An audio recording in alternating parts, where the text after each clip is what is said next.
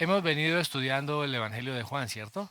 Pero por este tiempo vamos a hacer un pequeño recorderis de lo que significa el nacimiento del Señor Jesucristo y los acontecimientos que rodearon el nacimiento de Él.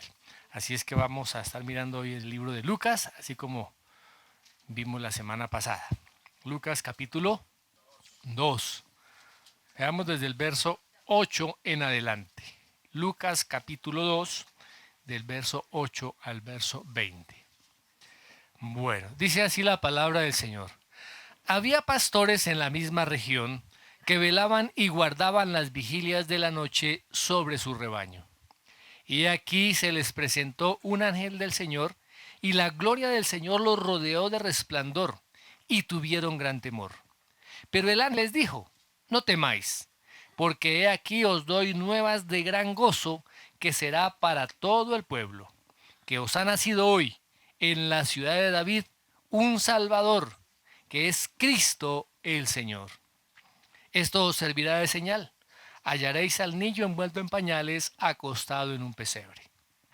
Y repentinamente apareció con el ángel una multitud de las huestes celestiales que alababan a Dios y decían, Gloria a Dios en las alturas y en la tierra paz, buena voluntad para con los hombres. Sucedió que cuando los ángeles se fueron de ellos al cielo, los pastores se dijeron unos a otros, pasemos pues hasta Belén y veamos esto que ha sucedido y que el Señor nos ha manifestado. Vinieron pues apresuradamente y hallaron a María y a José y al niño acostado en el pesebre. Y al verlo, dieron a conocer lo que se les había dicho acerca del niño. Y todos los que oyeron se maravillaron de lo que los pastores les decían. Pero María guardaba todas estas cosas, meditándolas en su corazón. Y volvieron los pastores glorificando y alabando a Dios por todas las cosas que habían oído y visto, como se les había dicho. Amén. Padre, te damos gracias por tu palabra. Gracias, Señor, por esta narración, por esta historia. Gracias.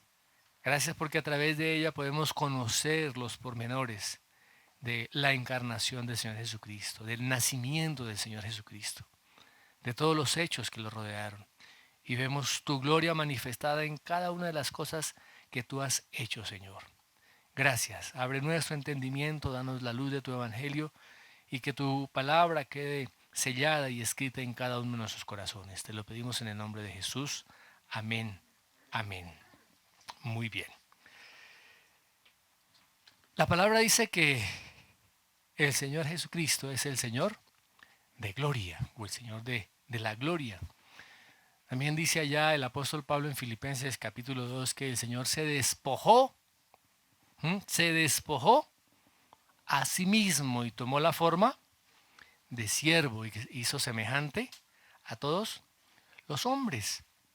Ahora, las palabras que nosotros podamos expresar no van a poder dar una realidad de lo que realmente hizo el Señor Jesucristo. Se despojó de toda su grandeza, de toda su gloria, ¿m? Y vino a nacer en la forma más humilde que una persona haya podido nacer. ¿M? Vino a nacer precisamente en el lugar donde comían los animales, donde se guardaban los animales de los viajeros, prácticamente en un lugar público. ¿M? Y en uno de los pueblos más insignificantes de, de la región de Judea. ¿Mm?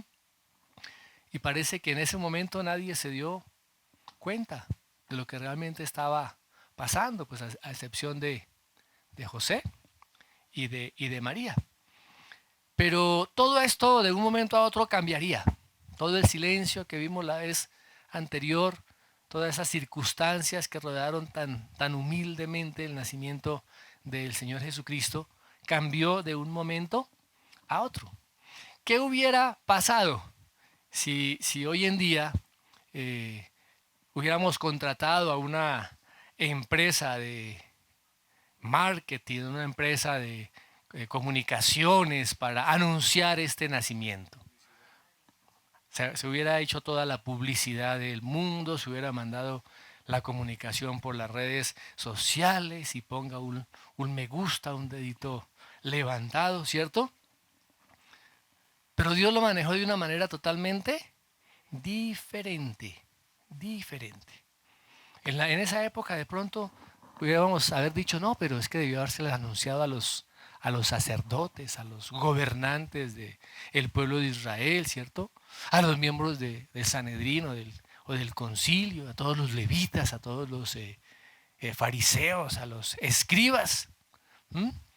Pero fíjense que Dios decidió revelar esta verdad a uno de los grupos más humildes de Israel. ¿Y quiénes son?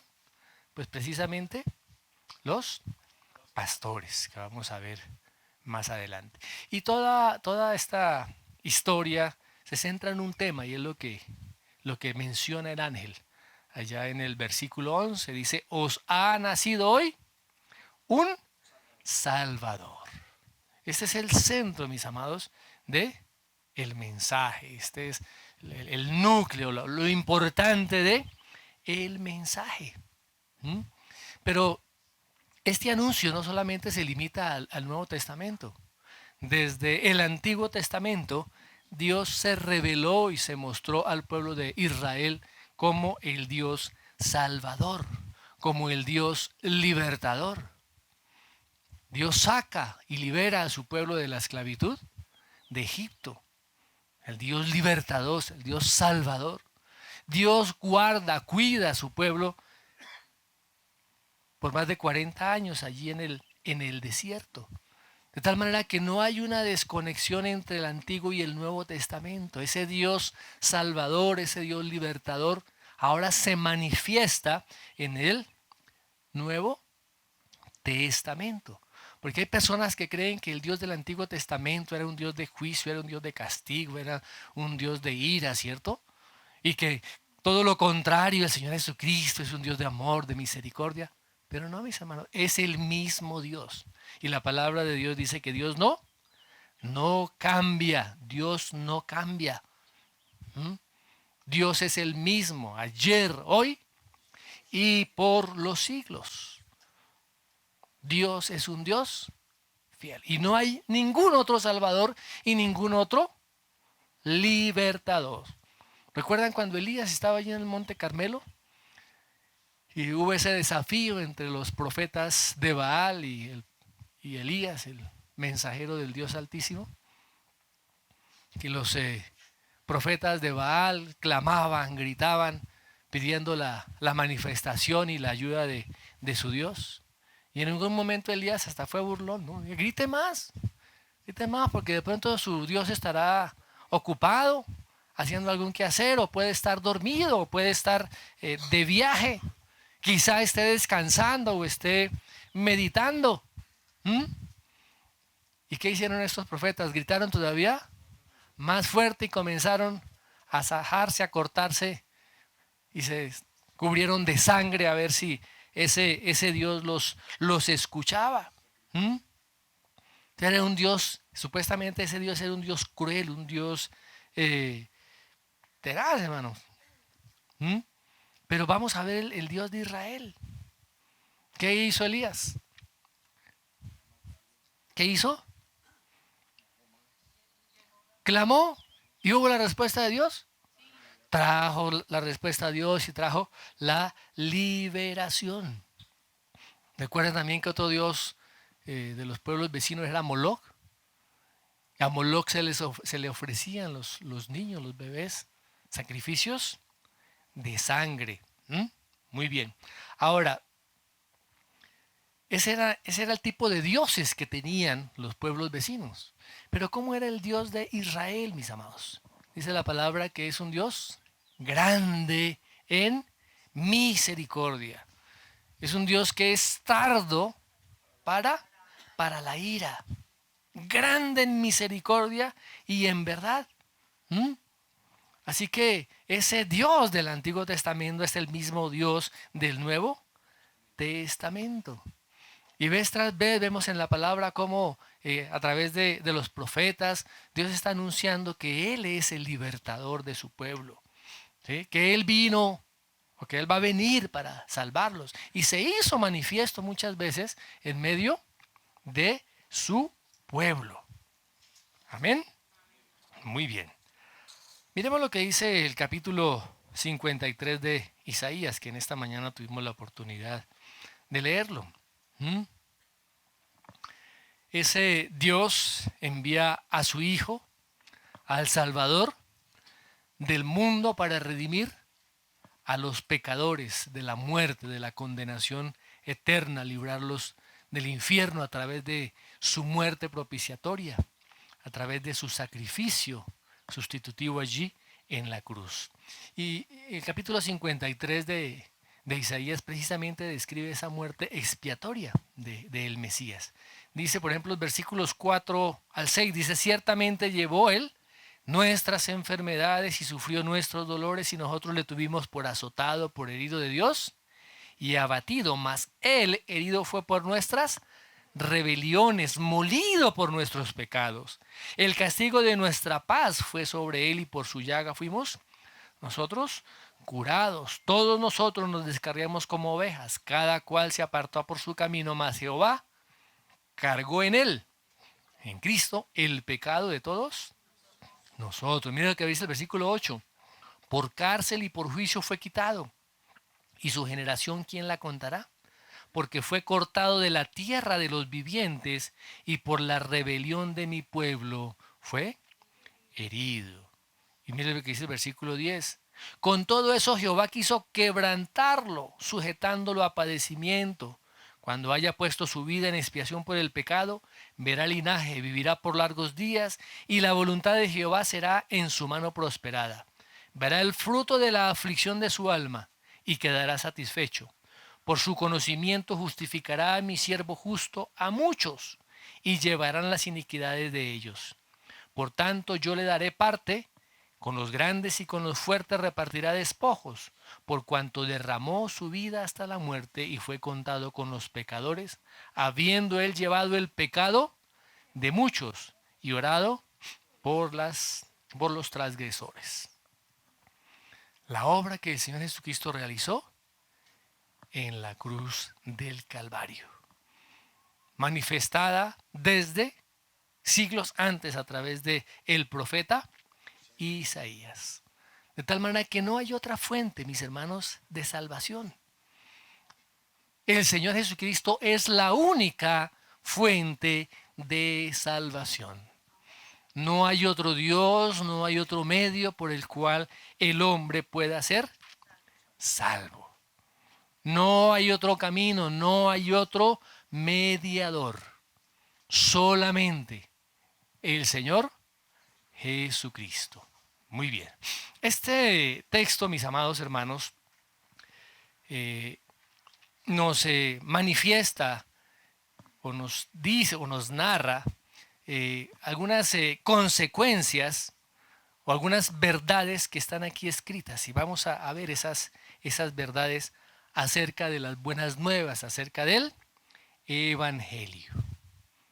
Y la primera, miramos, está en el versículo 8 al 10, la primera parte. Dice, había pastores en la misma región que velaban y guardaban las vigilias de la noche sobre su rebaño. Y aquí se les presentó un ángel del Señor y la gloria del Señor los rodeó de resplandor y tuvieron gran temor. Pero el ángel les dijo, no temáis, porque aquí os doy nuevas de gran gozo. El anuncio, la proclamación del Evangelio es lo primero. El anuncio, la proclamación de esas buenas noticias del Evangelio. Y fijémonos que estas noticias, la noticia más grande que se pueda haber dado en la historia de la humanidad, es esta. El anuncio de esas buenas noticias. ¿Y a quiénes fueron los primeros que se les anunció estas buenas noticias? Como dice aquí la palabra, a los pastores, los pastores. Aquí cuando se está hablando de los pastores, es los que pastoreaban las ovejas o los ganados, ¿no? Aquí no son los pastores de la iglesia, sino a las personas que tenían por oficio el cuidado de los rebaños. Y realmente los pastores estaban casi de últimas en la escala social en Israel.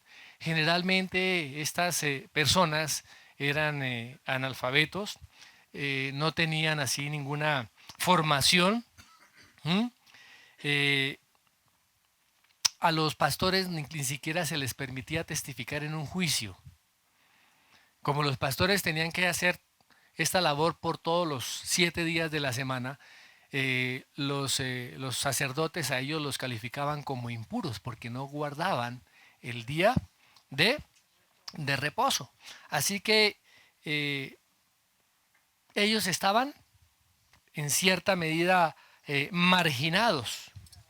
Ahora, no es que fuera un trabajo ilícito, sino que simplemente pues les tocaba realizar ese trabajo. Y recordemos también que en la palabra hubo grandes hombres de Dios que fueron pastores en alguna época de sus vidas. Moisés fue uno de ellos, ¿cierto? Que cuidaba las ovejas de su suegro. Y David también, durante un tiempo fue pastor. Y el mismo Señor Jesucristo se declara como el pastor. Dice, yo soy el buen pastor. ¿Sí? El Antiguo Testamento también habla de Dios como el pastor de Israel. Ahora, estas personas, pues eran personas humildes, eran personas mansas, y normalmente en nuestro raciocinio humano, pues serían los últimos a los que se les diera las noticias, ¿cierto? Los últimos. Ahora, ¿por qué Dios da ese honor de recibir esas noticias de primero? ¿Por qué? Parece que eran hombres devotos que esperaban realmente la llegada de El Salvador, de el Cristo. Más adelante también se habla de ellos como aquellos que esperaban la consolación de Israel, la redención de Jerusalén. Muy bien. Ahora, el anuncio a los pastores está relacionada con profecías también del Antiguo Testamento, mis hermanos. Miremos lo que dice Isaías 61:1. Isaías 61:1. El Espíritu del Señor está sobre mí porque me ha ungido el Señor para traer buenas nuevas a los afligidos, me ha enviado a vendar a los quebrantados de corazón, para proclamar libertad a los cautivos y liberación a los prisioneros, a los humildes. Las noticias no fueron dadas a los grandes gobernantes, a los grandes religiosos, sino que el Señor escogió a los mansos, escogió a los humildes, no a los ricos, no a los autosuficientes, ¿sí? A los orgullosos, sino a aquellos que vivían en aflicción, que vivían marginados aún de la sociedad. Y fijémonos que el ministerio del Señor Jesucristo se centró mucho en esa clase de personas. Muy bien. Ahora, ¿estos pastores qué estaban haciendo? Pues estaban realizando su trabajo, que era cuidar las ovejas, los rebaños, y estaban cerca ahí a Belén. Belén es una población que queda más o menos a unos 10 kilómetros al sur de Jerusalén. Y dice la palabra que ellos estaban velando y guardaban las vigilias de la noche sobre su rebaño. Esto se hacía particularmente, mis hermanos, entre los meses de abril y de noviembre. Y en los otros meses, cuando no era el invierno muy, muy fuerte, también lo hacían desde el mes de febrero. Y en las noches ellos recogían a su rebaño y lo guardaban, se reunía todo el redil de estas ovejitas. Muy bien. Ahora, en el día estaban en el campo las ovejas, ¿sí? Estaban siendo guardadas. y en la noche estaban recogidas. Así es que podemos pensar que estaban recogidas estas ovejas y los pastores estaban cuidándolas. Me imagino que se turnarían, ¿no? Usted la primera vigilia, usted la segunda vigilia, usted la tercera vigilia, dependiendo del número de pastores que estuvieran ahí, en esa tranquilidad de la noche, ¿no? Porque en la noche, silencio. Pero de un momento a otro, ese silencio, esa paz, esa tranquilidad que había, se rompe, se pierde de una manera dramática, de una manera asombrosa, de una manera inesperada. Dice que de pronto, ustedes por favor ubíquense en esa situación, en esa noche allí con los pastores, cuidando sus ovejas, uno que otro balido por ahí. Y de pronto se aparece, dice la palabra, se les presenta un ángel del Señor. Un ángel del Señor. Acordémonos que en esa época no había linternas, ni había luces y cosas así para decir, ¿sí? Se les presenta un ángel del Señor. ¿Y qué sigue más diciendo la palabra? Rodeado de resplandor. ¿Y qué más? La gloria. Ojo, la gloria del Señor se manifestó desde la oscuridad. ¡Wow! Impresionante. Dice que los rodeó de un resplandor. ¿Están imaginando ustedes eso, mis amados hermanos? Fijémonos que la gloria del Señor o la presencia del Señor generalmente vemos en el Antiguo Testamento que se manifiesta a través de una luz extremadamente brillante. Desde el huerto del Edén podemos decir que Adán y Eva conversaban, tenían comunión con Dios, disfrutaban de esa gloria y esa presencia del Señor.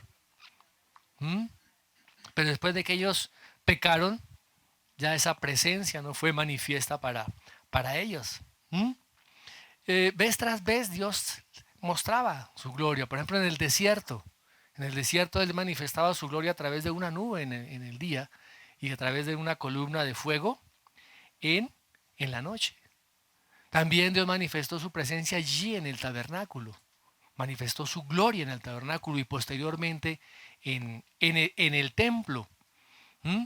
Pero después de que el pueblo pecó repetidas veces, el pueblo se rebeló en contra del Señor, dice que la gloria de Dios salió del templo, mis hermanos. O sea, estaba simbolizando, Dios se apartó de su pueblo Israel. Y esa gloria no volvería a aparecer hasta este día en que fue manifestada a los pastores. ¿Qué nos está diciendo eso? De que la presencia de Dios, la gloria de Dios, llegó nuevamente al mundo a través del nacimiento del Señor Jesucristo. Más adelante el Señor también manifestaría su gloria divina allí en la transfiguración. ¿Recuerdan? A Pedro, a Jacobo y a Juan allí en el monte. La gloria, la manifestación de el Señor. ¿Y cuándo la veremos? En su segunda venida Dios manifestará nuevamente su gloria y cada uno de nosotros la veremos. Cuando dice la palabra, aparecerá el Hijo del Hombre en el cielo y entonces lamentarán todas las tribus de la tierra y verán al Hijo del Hombre viniendo sobre las nubes con gran poder y gran gloria. Dice ya Mateo 24:30. O sea, todo el cielo será iluminado de ese resplandor de la presencia, de la gloria de Dios. Y será iluminado por toda la eternidad. Muy bien. Imagínense ustedes esta situación. ¿Qué pasó con los pastores? ¿Qué dice la palabra? ¿Qué dice la palabra? No solamente se asustaron.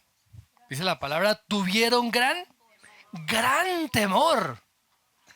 Estaban totalmente aterrorizados. ¿Qué es esto? ¿Y qué les dice el ángel? ¿Qué les dice el ángel? No teman. Vemos que a través de la palabra, cuando la presencia del Señor se manifiesta o cuando Dios envía a alguno de sus ángeles, podemos pensar y creer que haya sido el mismo ángel Gabriel que fue el que dio el mensaje a María y a José. Podríamos pensar eso, aunque la palabra de Dios no dice que haya sido él, ¿cierto? Pero siempre que se manifestaba la presencia de Dios o que había teofanías en el Antiguo Testamento, ¿sí? Siempre las personas que experimentaban esto eran rodeadas de terror y dice la palabra que caían como muertos. Vemos el caso, por ejemplo, de Isaías, cuando se manifestó la gloria del Señor, dice yo caí como muerto. Vemos también en el libro Apocalipsis también, cuando la presencia de Dios se manifiesta, Juan dice también que quedó totalmente sin fuerzas.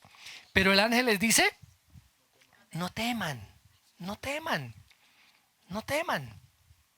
Porque lo que yo vengo a decirles a ustedes, ¿sí?, es motivo de mucho gozo, de gran alegría.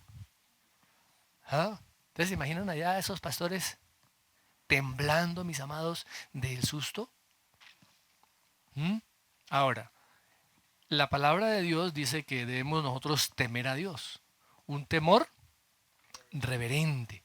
Dice la palabra que el principio de la sabiduría es el temor de Jehová. ¿Mm? Ahora, este es otro tipo de temor. ¿Mm? Y es temor del hombre pecador, del hombre de ver su propia condición de inmundicia ante la presencia de un Dios santo. Pero cuando viene el Señor Jesucristo, nos lava, cuando el Señor Jesucristo nos purifica de nuestros pecados, ¿sí?, ahora podemos acercarnos a Dios sin temor. La palabra dice, acercaos pues confiadamente al trono de la gracia. ¿Mm? Al trono de la gracia para recibir ese oportuno socorro.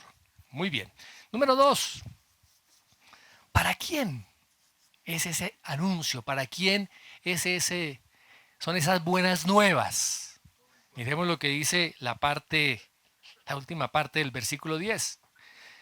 Que será para todo el pueblo. Las buenas nuevas que el Señor trajo son para todo el pueblo. Aquí la palabra pueblo pues se refiere particularmente a Israel. Dice que la salvación viene ¿de quiénes? De los judíos. Pero la salvación no es solamente para ellos. ¿Mm? No es solamente para ellos. Recordemos que más adelante cuando el Señor Jesucristo, ese niño, es presentado en el templo, miremos lo que dice allá en Lucas 2:30.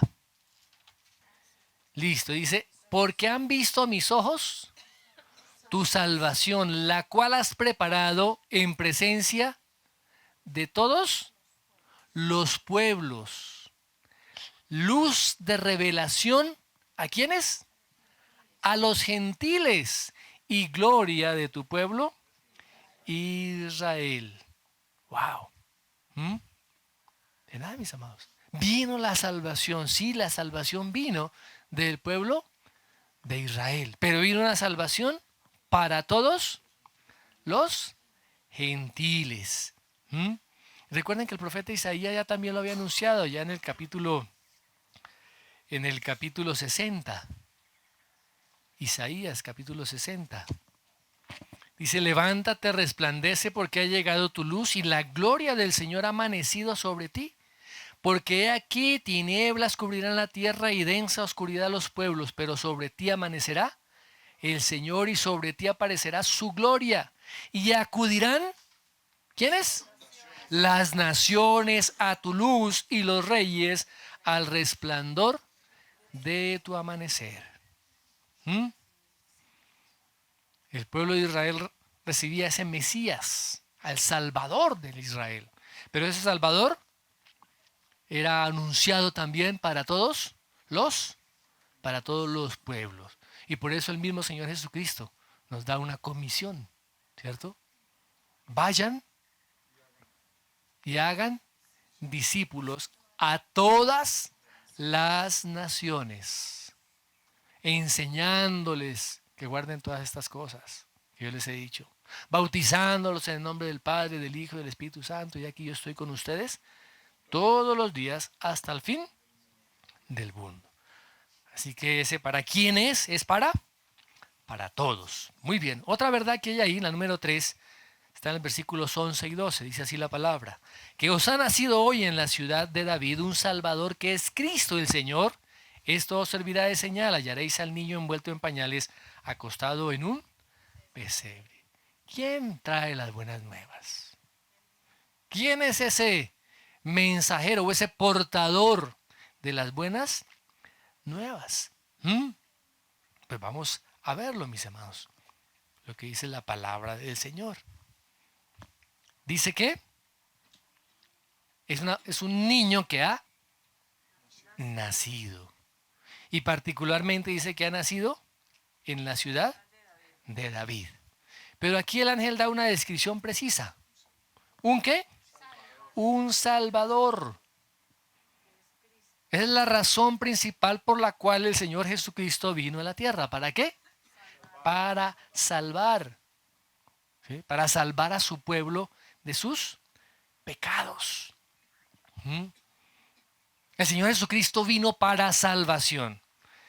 Tristemente, mis hermanos, hoy en día se ofrece al Señor Jesucristo como el solucionador de muchos problemas.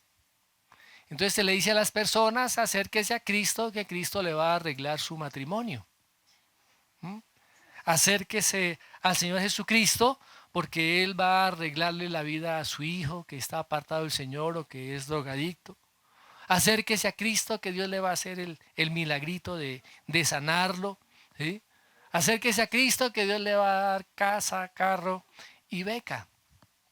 Esas pueden ser consecuencias de que una persona reciba el Evangelio, lo crea y se arrepienta.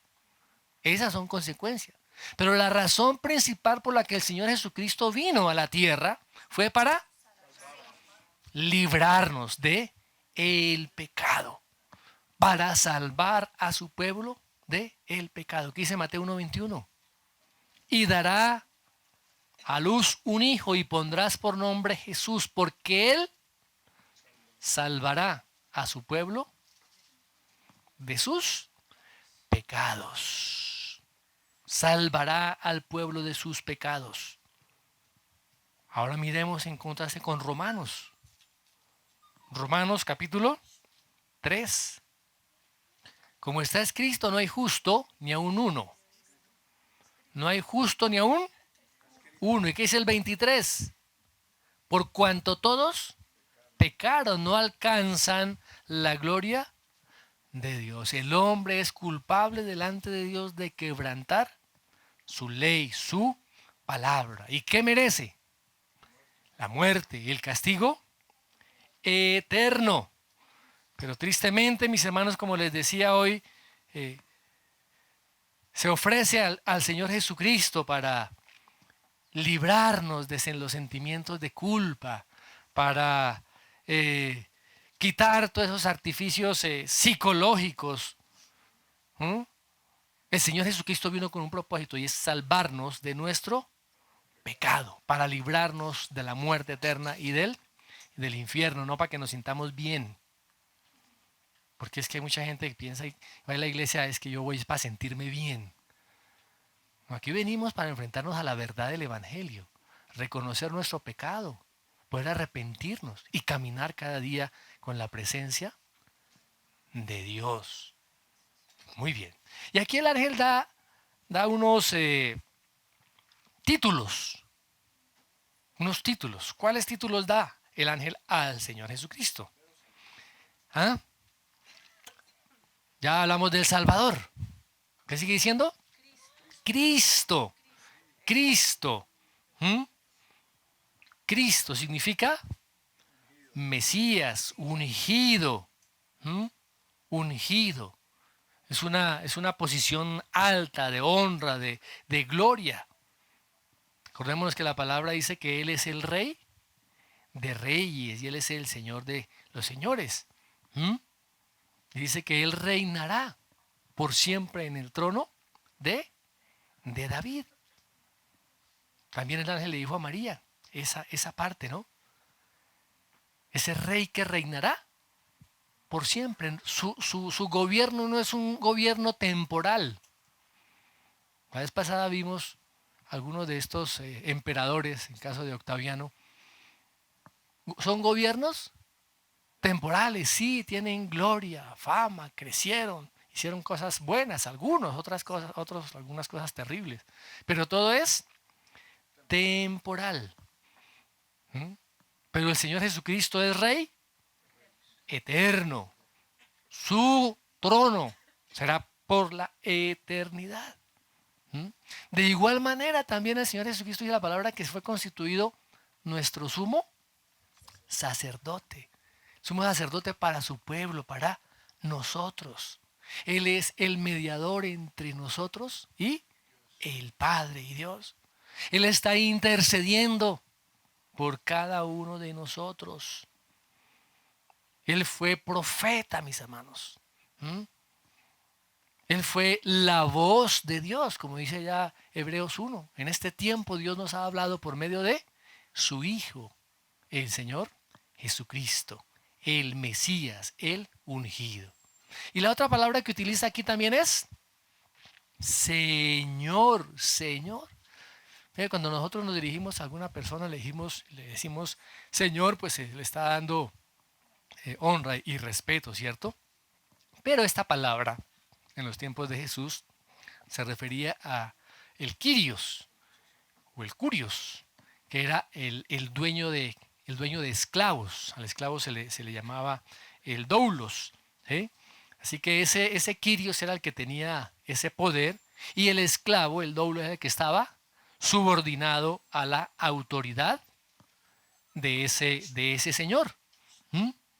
Recuerden que en el Nuevo Testamento Sara llama a Abraham Señor. No, está mencionado es en el Nuevo Testamento, que llama a Abraham Señor, ¿cierto? ¿Mm? Muy bien. Ahora, fijémonos que aquí el contexto que da esta palabra Señor, ¿sí? De ese el Kyrios, implica todo lo que está, o todo lo que contiene el nombre de Dios. ¿Se acuerdan del tetragrama? La Y, la H, la W y la H. Tetra es 4. 4. Estamos, mis amados hermanos, que traducido en algunas versiones es Yahvé. Yahvé. ¿Mm? Yahvé. En otras traducciones Jehová, y en otras traducciones más modernas habla el Señor. ¿Mm? Y esa es la confesión básica del cristianismo, que Jesucristo es el Señor. ¿Mm? O sea, nadie puede llamar a Dios Padre si primero el Señor Jesucristo no es Señor en su propia vida, si no ha sido salvado de sus pecados. Vemos lo que dice Juan 8:24. Juan 8:24. Por eso os dije que moriréis en vuestros pecados, porque si no creéis que yo soy, moriréis en vuestros pecados. Morimos en los pecados, hermanos, si no hemos creído nosotros en el señorío de Cristo. A veces simplemente se ofrece el Salvador. Sí, Él es el Salvador. Pero esa salvación implica el señorío. Por eso acá habla del Mesías, el Cristo y el Señor. ¿Mm? El Señor. La palabra también dice allá en Romanos 10:9. Hay una declaración que Pablo hace. Dice que si nosotros confesamos con nuestra boca que Jesucristo es el Señor y creemos en nuestro corazón que Dios le levantó de los muertos, serás salvos. ¿Mm? Entonces es fundamental creer en el Mesías, en el Salvador, en el ungido de Dios, pero también recibir nuestras vidas su señorío. Muy bien. Fíjese que el ángel les da también aquí una señal, ¿cierto? ¿Cuál es la señal que el ángel da? Dice, hallaréis al niño envuelto en pañales, acostado en un pesebre. Pues normalmente todos los niños se envolvían en pañales, pero no todos los niños estaban o nacían en un pesebre, mis amados hermanos. ¿Mm? O sea que era una señal clara. Iba a minimizar la búsqueda porque tenían era que buscar en el pesebre, en el comedero de animales. ¿Mm? Ese Jesús, Señor, ese Cristo, exaltado, vemos ahora la condición, vino a nacer de la forma más humilde, en la forma más simple. Se despojó así mismo, tomando forma de siervo, hecho semejante a los hombres. Muy bien. Ahora, otra verdad. ¿Para qué? ¿Para qué? Miremos los versículos 13 y 14 del capítulo 2 de Lucas. Y repentinamente apareció con el ángel una multitud de las huestes celestiales que alababan a Dios y decían, gloria a Dios en las alturas y en la tierra, paz, buena voluntad para con los hombres.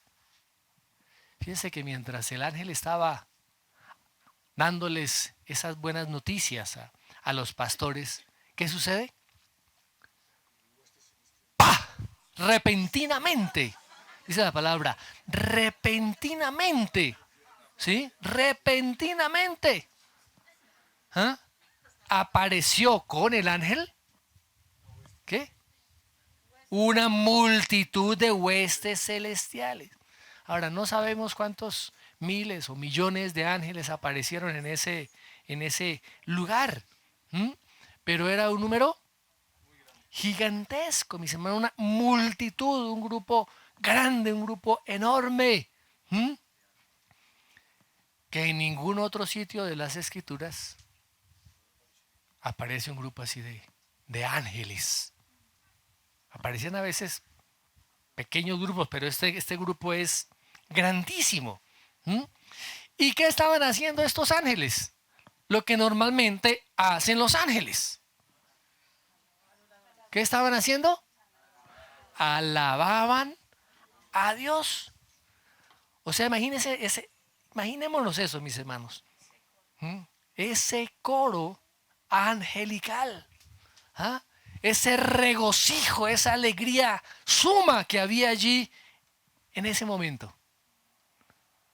Los coros celestiales alabando a Dios ante el nacimiento del Hijo de Dios. ¿Los ángeles los conocían?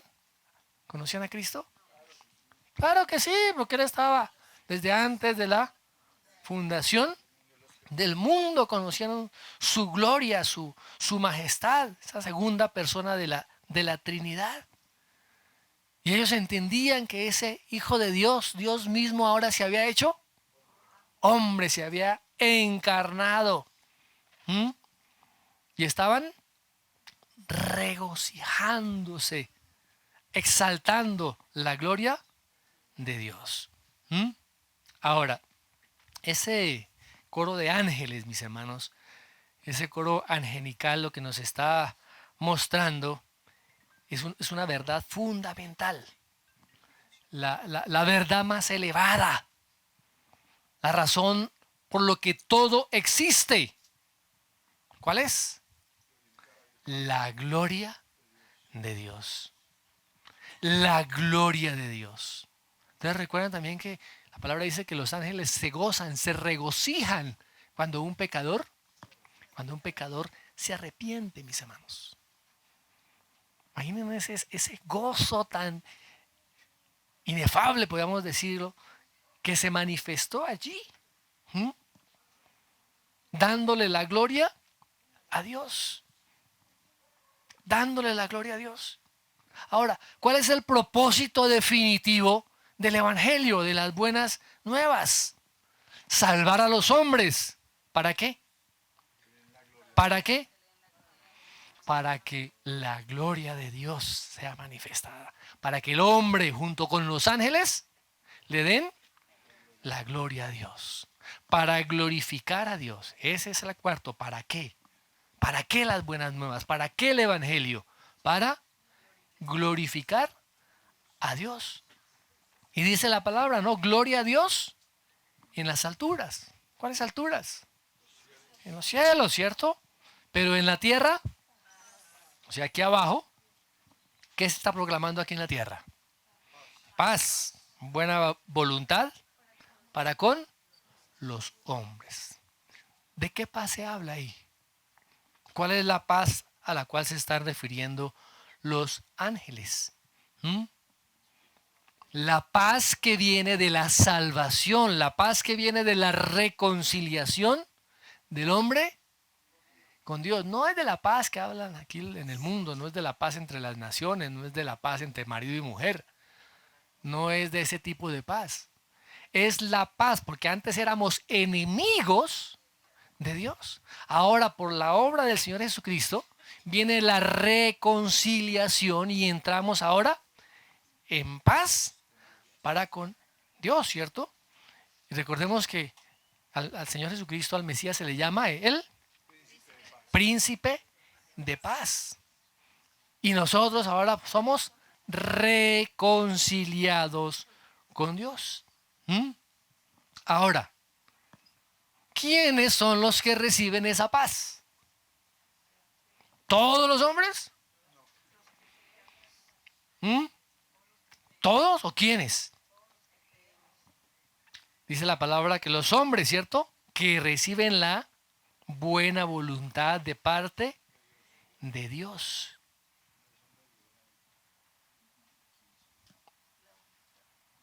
¿Queda claro? En el griego el original dice hombres de la buena voluntad de Dios. Y hay un autor que dice lo siguiente, abro comillas. La frase significa aquellos sobre los cuales reposa la voluntad o el favor de Dios. Y expresa la idea de la libre elección de Dios de aquellos a quienes Él desea favorecer y salvar. O sea que la paz pertenece a quienes, a aquellos a quienes se les ha otorgado, se les ha dado el privilegio de la paz, de conocer al Señor Jesucristo, de recibirlo, de creer en Él. Ahora, no es un premio. Acordémonos que no es un premio. No es un premio para los buenos deseos y por ser buena gente. Es un regalo misericordioso de Dios. ¿Para quiénes? Para aquellos que Dios ha decidido, para aquellos que son objetos de esa buena voluntad de Dios. Amén. Muy bien. Y número 5. Miremos lo que dice los versículos 15 al 21. Sucedió que cuando los ángeles se fueron de ellos al cielo, quedó otra vez todo en oscuridad. Y sucedió que cuando los ángeles se fueron de ellos al cielo, los pastores se dijeron unos a otros, pasemos pues hasta Belén y veamos esto que ha sucedido y que el Señor nos ha manifestado. Vinieron pues apresuradamente y hallaron a María y a José y al niño acostado en el pesebre. Y al verlo dieron a conocer lo que les había dicho acerca del niño. Y todos los que oyeron se maravillaron de lo que los pastores les decían. Pero María guardaba todas estas cosas, meditándolas en su corazón. Y volvieron los pastores glorificando y alabando a Dios por todas las cosas que habían oído y visto, como se les había dicho. Cumplidos los 8 días para circuncidar al niño, le pusieron por nombre Jesús, el cual le había sido puesto por el ángel antes que fuese concebido. El relato no nos dice cuánto tiempo permanecieron los ángeles, ¿cierto? Exaltando y glorificando a Dios. Pero, de un momento a otro, se fueron. Desaparecieron. ¿A dónde fueron?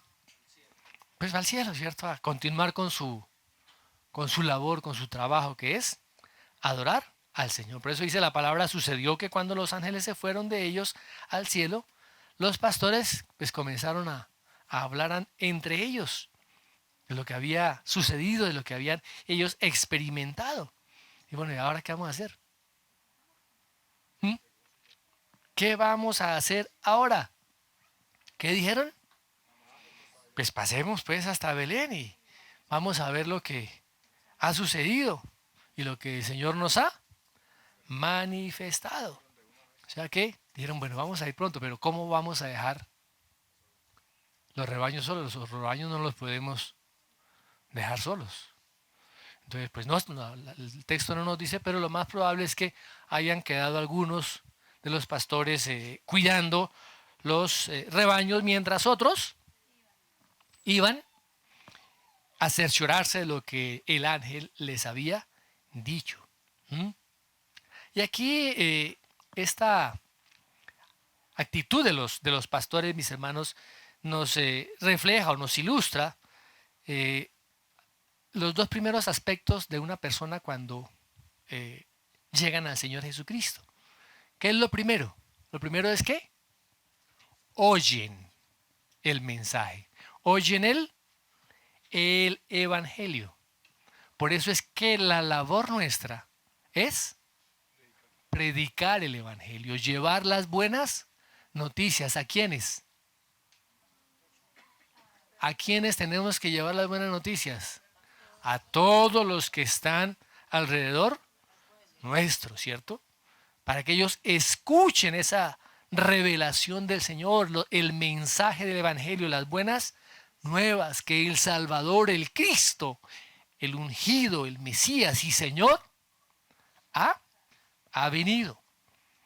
¿Y cuál es el segundo aspecto? Creer, ¿cierto? Creer a esa revelación.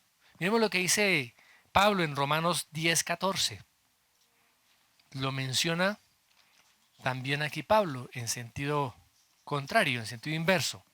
Miremos Romanos 10:14. Dice, ¿cómo pues invocarán a aquel en quien no han creído?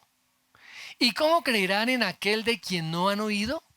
¿Y cómo oirán sin haber quien les predique? ¿Qué tenemos que hacer? Predicar. Para que ellos puedan oír y puedan creer, mis hermanos. ¿Mm? Y tenemos que predicar el evangelio. No hemos sido enviados a predicar otra palabra. Hemos sido enviados a predicar las buenas nuevas, el mensaje del evangelio. No hemos sido enviados como consejeros. No hemos sido enviados como terapeutas psicológicos. Hemos sido enviados a predicar el evangelio. Y cuando el evangelio hace efecto, wow, toda la vida, la parte emocional, la parte psicológica, la parte física, todo eso tiene una transformación total. Por eso la palabra habla de una nueva creación. Muy bien. Entonces, después de que dejaron ya encargadas las ovejas, fueron a buscar a ese niño que había nacido. Dice, vinieron pues apresuradamente y hallaron a María y a José y al niño. Los encontraron allí en el lugar donde había dicho el ángel, en un lugar acostado en un pesebre. Se confirmó lo que el ángel les había dicho. Les había dicho. ¿Cuál es el siguiente proceso de la salvación? Se escuchó el mensaje. ¿Sí? Se creyó en ese mensaje de salvación. ¿Qué tiene que hacer? ¿Qué hicieron aquí los pastores? Fueron, aceptaron la invitación. Por eso el Señor Jesucristo dice, vengan a mí todos aquellos que están trabajados, todos aquellos que están cargados, que yo los hago descansar. Lleven mi yugo sobre ustedes. Lleven mi yugo. Aprendan de mí, que soy manso y humilde de corazón, y hallaréis descanso para vuestras almas, porque mi yugo es fácil y mi carga es ligera. Está allá en Mateo capítulo 11, versos 28 al 30. ¿Mm?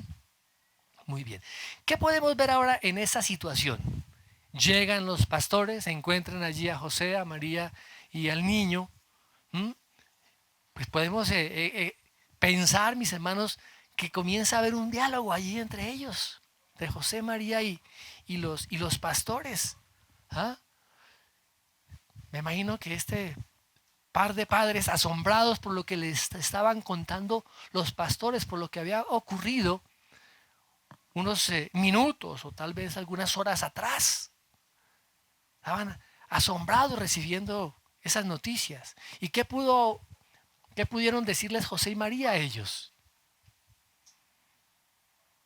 ¿Qué podemos pensar? El mismo ángel nos habló a nosotros, o me habló a mí, diciendo a María cómo iba a ser ese nacimiento de ese hijo. Y a José también. Oye, podemos ver que de pronto pudo haber un diálogo bien interesante ahí entre todos estos personajes, ¿cierto? ¿Mm? Pero dice que la palabra también dice que los pastores dieron a conocer todo lo que se había dicho acerca de el niño. ¿Mm? Fueron y dijeron. Comenzaron también estos pastores, después de hablar con María y José, de ver al niño, ver ese testimonio ahí real, fueron a proclamar y predicar esas buenas noticias de que el Mesías, el Salvador de Israel, había nacido, había llegado. Ahora sí ven quiénes son las primeras evangelistas del Nuevo Testamento. ¿Quiénes? Los pastores fueron los primeros evangelistas, mis hermanos. ¿Mm? Recibieron el evangelio, el mensaje. Creyeron, lo acogieron, aceptaron la invitación y ahora van a proclamar el evangelio. Y eso es lo que hace toda persona, mis hermanos, cuando pasa por este proceso. Cuando escucha el evangelio, cree en el evangelio, acepta la invitación del evangelio, ¿qué hace esa persona? Inmediatamente comienza a compartir el evangelio a otros. Ahora, podemos hacernos la siguiente pregunta. ¿Por qué después de cierto tiempo algunos cristianos, no digo que todos, no tienen motivación para predicar a Cristo? Ya no hay celo en su corazón, ya no hay esa pasión que los motiva a hablar a otros de la obra del Señor Jesucristo en la cruz. Hay indiferencia hacia el pecador. ¿Por qué? ¿Será que eso puede estar pasando en algunos de nosotros? ¿Por qué hemos permitido que el pecado nos vuelva indiferentes? ¿Porque no hemos sido agradecidos con lo que Dios ha hecho con nosotros y no queremos compartirlo con otros? Si no estamos predicándole el Evangelio a las personas, lo más probable es que tengamos este problema. ¿Mm? Que el pecado haya inundado nuestro corazón y que nos haya vuelto indiferentes ante las personas que están bajo juicio y bajo condenación. Y es la labor que nos ha mandado el Señor a hacer, a predicar el Evangelio. Pero fijémonos que los pastores no tuvieron ese problema, para nada. ¿Mm? Con entusiasmo, con gozo, con alegría, comenzaron a predicar sin ningún temor. Dice que todas las personas que estaban oyendo, dice la palabra, y todos los que oyeron se maravillaron de lo que los pastores les decían.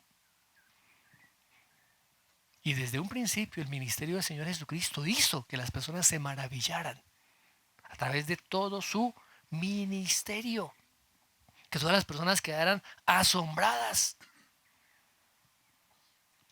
Pero así como antes, hoy en día también muchas personas escuchan el mensaje, ven los milagros, se asombran, pero no no pasa de ahí, mis hermanos. ¿Mm? No pasa ahí, no lo buscan. No hay compromiso, simplemente curiosidad. O a veces se va a buscar simplemente un beneficio.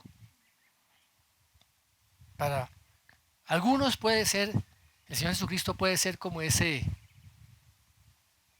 hombre que está allí escondido en la lámpara, el genio. Que cuando yo necesito, solamente froto la lámpara y sale el genio y pido lo que yo quiero. Y a veces nuestras oraciones son así, como si nos estuviéramos dirigiendo simplemente al genio. Yo quiero, yo necesito, yo, y yo, y yo, y yo, y yo, y yo, y yo. Lo mío, dame. Como decimos en ovejas, me. ¿Mm? Pero fijémonos que lo que el Señor nos ha mandado a hacer, mis hermanos, es llevar el Evangelio, predicar el Evangelio. Y no solamente para que la gente se maraville, sino para que esa gente reciba la palabra. Algunos le recibirán, otros no. Pero nosotros no sabemos quiénes sí y quiénes no. Es nuestra labor y nuestra tarea predicarles a todos. A todos. Fíjese la reacción muy diferente de María. ¿Qué hacía María?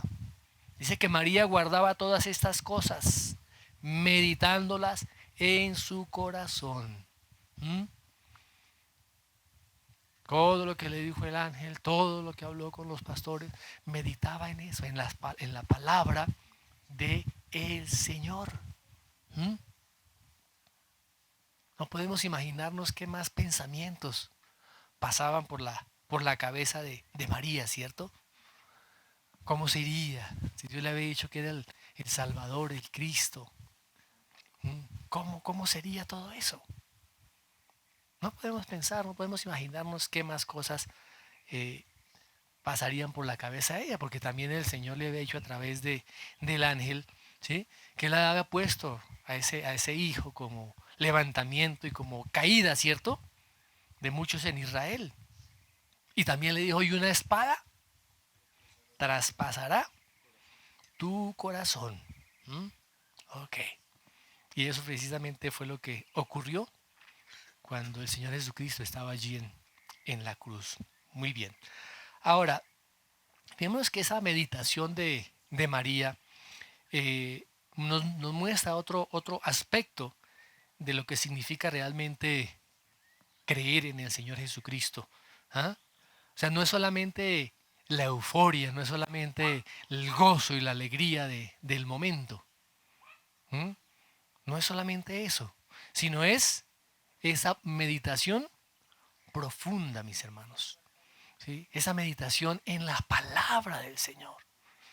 Meditaba todas estas cosas en su corazón. ¿Mm? Y eso debe ser algo que debe caracterizar a cada cristiano. El meditar en la palabra de Dios. El guardar esa palabra profundamente en nuestro corazón. ¿Qué tanto meditamos a diario la palabra? ¿Esa palabra realmente está guardada en nuestro corazón? Y cada día crecer en ese conocimiento de Dios. Hay muchos que le tienen aversión a la teología. Eso parece demasiado elevado. ¿Qué es la teología? Si no es el conocimiento de Dios. Cada uno de nosotros como cristianos debemos ser teólogos. Debemos ser teólogos. ¿Por qué a uno le ponen el título odontólogo? Porque conoce todo lo relacionado a los dientes, a las estructuras bucales. Puede hacer un tratamiento, se estudió logos, odontólogos, odontodiente, logos estudio. Teos, Dios, logos estudio. El estudio, el conocimiento de Dios que se da a través de la meditación de la palabra. Y viene el Espíritu Santo y dice, yo les recordaré, dice el Señor Jesucristo, les recordaré todo lo que yo les sé. Nos va a recordar la palabra de Dios. Les enseñaré y les mostraré. Pero para eso hay que meditar y guardar la palabra de Dios en nuestro corazón. Que debe ser una actitud continua, permanente y diaria del cristiano. No es que ya, yo me conozco la Biblia, ya, ¿para qué la leo? Yo ya me sé de memoria Juan 3:16. Y además nos ponemos a leer todas esas genealogías. ¿Para qué eso? Cada cosa en la palabra tiene un propósito particular. ¿Queda claro, mis amados hermanos? Bueno, ese encuentro de estos pastores esa noche fue algo espectacular. ¿Qué pasó en la vida de ellos? Su vida fue transformada. Transformada. ¿Y ellos qué hicieron después?